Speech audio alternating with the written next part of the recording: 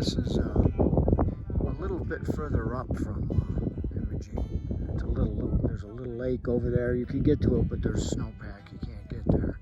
And this is just looking out. It's a tour guide over here.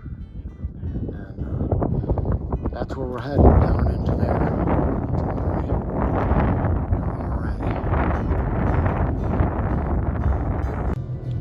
Okay, if you look close down in here, you'll see the tensioner. The housing broke, so we put a bungee or a ratchet strap around it, pulled it down through around the frame, and then down to the truss. And we're hoping we can create enough tension to get off the hill.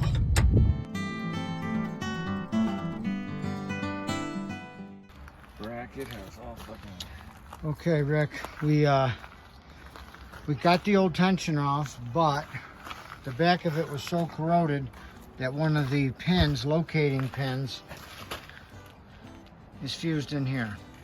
So we had to remove the alternator to then remove this alternator bracket and tensioner bracket, 4 bolts of course, which are there.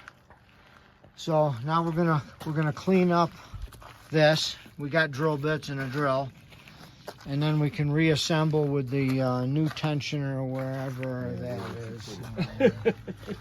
I think it's right here. Here's the new tensioner.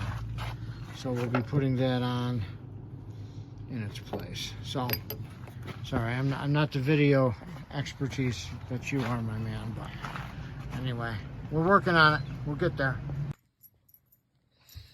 All right, Rick, we were able to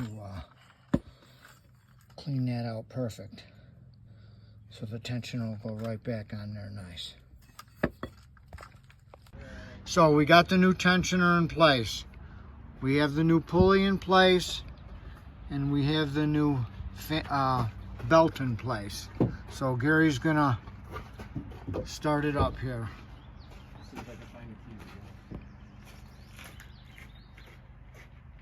We'll come back to you when we find the keys.